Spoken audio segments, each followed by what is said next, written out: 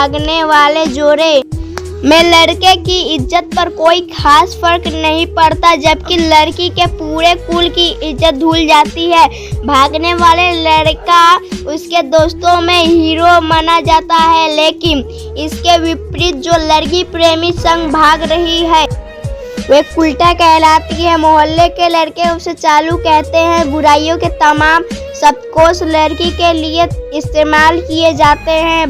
भागने वाली लड़की आगे चलकर 60 साल की वृद्धा भी हो जाएगी, तब भी जवानी में किए उस कांड का कलंक उसके माथे पर से नहीं मिटता। मैं मानता हूँ कि लड़का लड़की को तोलने का यह दोहरा मापदंड गलत है, लेकिन हमारे समाज में है तो ये नजरिया गलत है, मगर सामाजिक नजरिया यही है। वे अपने नीचे का होठ दांतों तले पीसने लगी। उसने पानी की बोतल का ढक्कन खोलकर एक घूंट पिया। मैंने कहा, अगर मैं उस दिन उसे भगा ले जाता तो उसकी माँ तो शायद कई दिनों तक पानी भी ना पीती।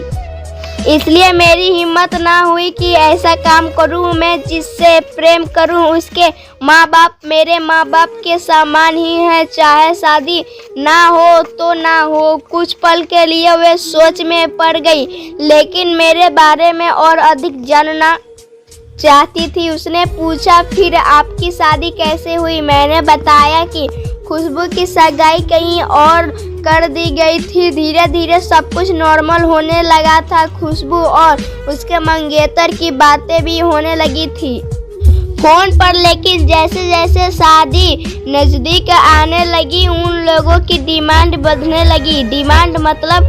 लड़की ने पूछा। डिमांड का एक ही मतलब होता है, दहेज की डिमांड।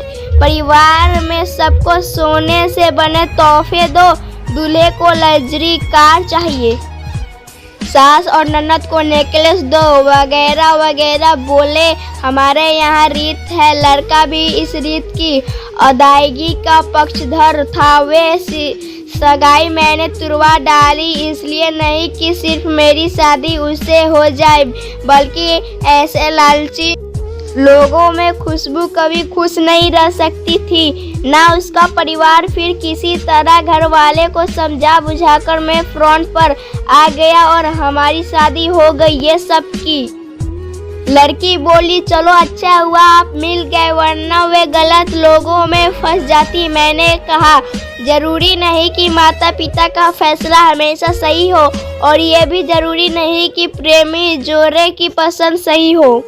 दोनों में से कोई भी गलत या सही हो सकता है। काम की बात यहाँ है कि कौन ज्यादा वफादार है। लड़की ने फिर से पानी का घूंट लिया और मैंने भी। लड़की ने तर्क दिया कि हमारा फैसला गलत हो जाए तो कोई बात नहीं, उन्हें गलानी नहीं होनी चाहिए। मैंने कहा, फैसला ऐसा हो जो दोनों का हो, बच्चों और माता पिता दोनों की सहमति, वो सबसे सही है। बुरा मत मानना, मैं कहना चाहूँगा कि तुम्हारा फैसला तुम दोनों का है, जिसमें तुम्हारे पेरेंट्स शामिल नहीं है। ना ही तुम्हें इश्क का सही मतलब पता है अभी। उसने पूछा, क्या है इश्क का सही अर्थ? मैंने कहा, तुम इश्क में हो, तुम अपना सब कुछ छोड़कर चली आई, ये सच्चा इश्क है। तुमने दिमाग पर जोर नहीं दिया, ये इश्क है। फायदा नुकसान नहीं सोचा, ये इश्क है। तुम्हारा दिमाग दुनियादारी के फितूर से बिल्कुल खाली है। उस खाली जगह पे इश्क का फितूर भर दिया गया। जिन जनाब ने इश्क को भरा, क्या वे इश्क में नहीं है? यानी तुम जिसके साथ जा रही हो वे इश्क में नहीं, बल्कि होशियारी हीरोगिरी में है। जो इश्क में होता है वे इतनी प्लानिंग नहीं कर पाता है, 3 ट्रेन नहीं बदला पाता है, उसका दिमाग कितना काम ही नहीं कर पाता। कोई कहे मैं आशिक हूँ और वे शातिर भी हो, ये नामुमकिन नहीं।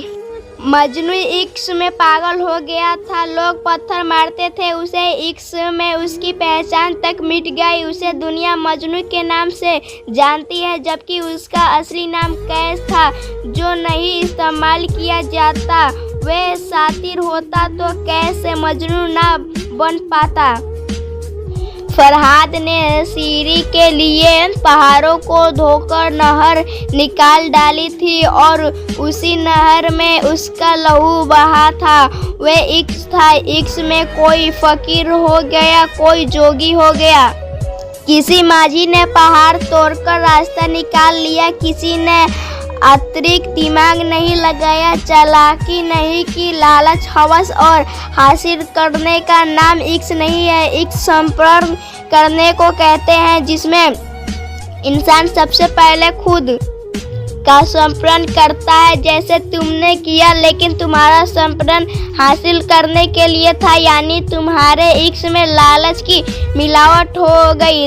लड़की अचानक खो सी गई, उसकी खिलखिलाहट और खिलदुआपन एकदम से खामोशी में बदल गया। मुझे लगा मैं कुछ ज्यादा बोल गया, फिर भी मैंने जारी रखा। मैंने कहा, प्यार तुम्हारे पापा तुमसे करते हैं, कुछ दिनों बाद उनका वजन आधा हो जाएगा। तुम्हारी माँ कई दिनों तक खाना नहीं खाएगी, ना पानी पिएगी, जबकि आपको अपने आशिक को आजमा कर देख लेना था। ना तो उसकी सेहत पर फर्क पड़ता, ना दिमाग पर। वे अक्लमंद है, अपने लिए अच्छा सोच लेता। आजकल गली मोहल्ले के हर तीसरे लौंडे लपाटे को जो इक्स हो जाता है, वे इक्स नहीं है, वे सिनेमा जैसा कुछ है, एक तरह की सट्टेबाजी, डेयरिंग, अलग कुछ करने का फितूर और कुछ नहीं। लड़की का चेहरे का रंग बदल गया, ऐसा लग रहा था वे अब यहाँ नहीं है। उसका दिमाग किसी अतीत में टहलने निकल गया है। मैं अपने फोन को स्केल करने लगा, लेकिन मन की इंद्री उसकी तरफ थी। थोड़ी ही देर में उसका और मेरे स्टेशन आ गया।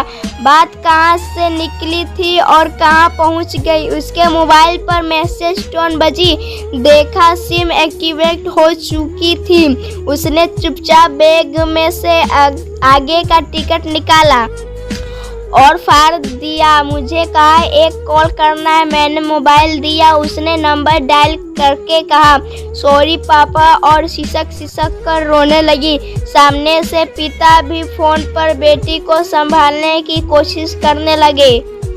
उसने कहा, पिताजी आप बिल्कुल चिंता मत कीजिए, मैं घर आ रही हूँ। दोनों तरफ से भावनाओं का सागर उमड़ पड़ा। हम ट्रेन से उतरे। उसने फिर से पिन मांगी, मैंने पिन दी। उसने मोबाइल से सिम निकालकर तोड़ दी और पिन मुझे वापस कर दिया।